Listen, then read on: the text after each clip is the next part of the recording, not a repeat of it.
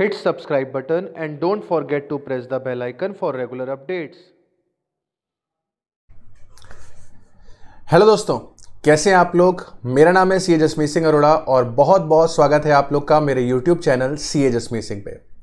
तो बच्चों, video start करने से पहले एक छोटा सा डिस्क्लेमर देना चाहता हूं।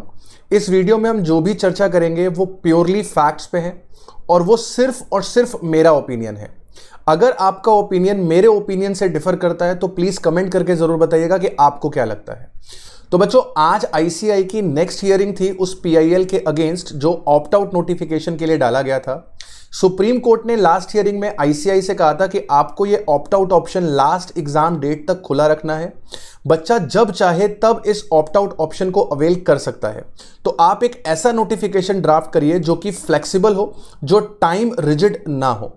तो आज आईसीएआई को वो नोटिफिकेशन ड्राफ्ट फॉर्म में फाइल करना था सुप्रीम कोर्ट के पास, लेकिन जैसे ही हमारी हियरिंग स्टार्ट हुई, हमारे आईसीएआई के लॉयर ने एडजर्नमेंट सीक किया सुप्रीम कोर्ट से। एडजर्नमेंट सीक करने का जो ग्राउंड था वो था कि सर 29 जून से 2 जुलाई यानी आज तक कोरोना की सिचुएशन चेंज हो गई है। लॉयर का कहना था कि हमारे जो केसेस हैं वो एकदम से बढ़ गए हैं और हमें डाउट है कि हमारे पास सभी सेंटर्स, जो 500 सेंटर्स की बात हो रही थी, वो सभी सेंटर्स हमारे पास अवेलेबल हो पाएंगे कि नहीं हो पाएंगे 29 जुलाई को एग्जाम कंडक्ट कराने के लिए। तो सुप्रीम कोर्ट ने आईसीएआई की इस प्ली को कंसीडर किया और उन्हें एडजर्नमेंट दिया। अब हमारी नेक्स्ट हियरिंग जो होगी वो 10 जुलाई को होगी और उम्मीद करते हैं ये हमारी नेक्स्ट जो हियरिंग है वो लास्ट हियरिंग होगी। अब in the mean time institute को यह बोला है सुप्रीम कोर्ट ने कि आप रीएश्योर करिए अपने सेंटर से कि वो आपके लिए एग्जाम्स के लिए अवेलेबल हो पाएंगे कि नहीं हो पाएंगे। तो सर, ये तो था आज का तामझाम जो सुप्रीम कोर्ट में हुआ उस पीआईएल के अगेंस्ट। अब सर मैटर ये आता है हमारे सामने, कंफ्यूजन ये आता है हमारे सामने कि सर क्या स्टेट वाइज एग्जाम होंगे?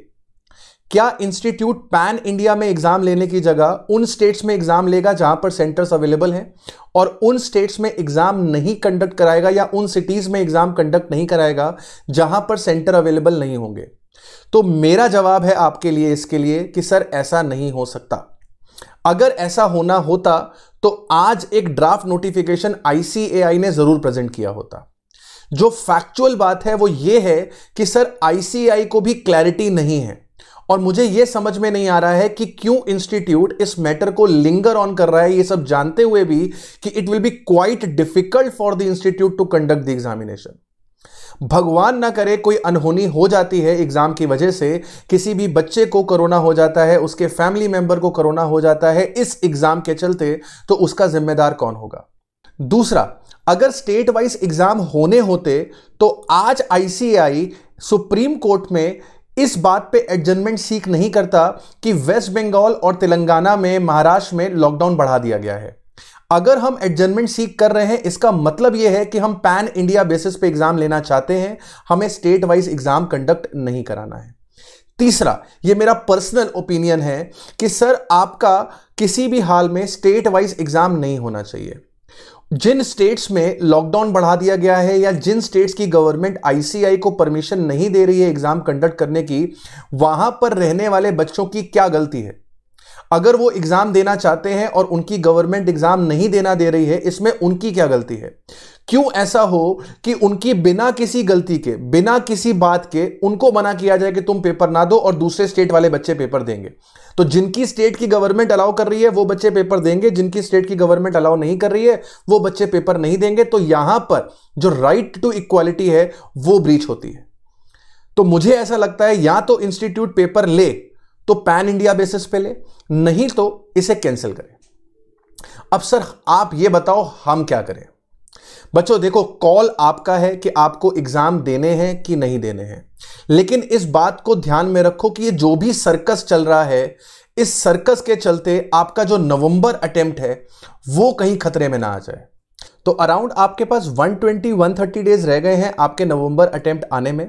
जहां तक पूरे चांसेस हैं आपका नवंबर का एग्जाम पोस्टपोन होकर दिसंबर में होगा। ये तो ऑलरेडी आपकी सीसीएम कमेटी ने बोल दिया है कि हम नवंबर का एग्जाम जो है वो दिसंबर में ही लेने वाले हैं। तो अगर मैं फर्स्ट वीक ऑफ दिसंबर भी पकड़ूं तो आपके पास अप्रोक्सीमेटली 150 डेज रह गए हैं। तो मेरे बच्चों, वन साइडेड हो जाओ, दो नाव में सफर मत करो। इट इज बेटर कि आप इस सारे कंफ्यूजन से बाहर निकल जाएं और नवंबर एग्जाम के लिए तैयारी शुरू करें। और जहां तक मेरा दिल कहता है, जहां तक मुझे इस सिनेरियो में, सिचुएशन में आईसीआई का जो टेक होगा वो यही होगा कि वो 10th ऑफ जुलाई को जहां तक है वो इसी नोटिफिकेशन के साथ आएगा कि आपके एग्जाम या तो पोस्टपोन होंगे या तो मर्ज हो जाएंगे। ठीक है, किसी भी हाल में जुलाई में आपके एग्जाम नहीं होने वाले हैं, किसी भी हाल में स्टेट वाइज एग्जाम नहीं होने वाले हैं, और अगर होंगे तो सर ये राइट टू इक्वालिटी के बिल्कुल अगेंस्ट होंगे। आपको क्या लगता है कमेंट करके जरूर बताइएगा। क्या आप मेरे से वाकिफ रखते हैं कि नहीं रखते हैं, और अगर नहीं रखते हैं तो आपका ओपिनियन क्या है वो जरूर बताइएगा। मुझे बहुत अच्छा लगेगा आपका ओपिनियन जान के। आज के लिए इतना रखते हैं। घर पे रहिए, सुरक्षित रहिए, पढ़ाई करते रहिए। Tata, bye bye, take care.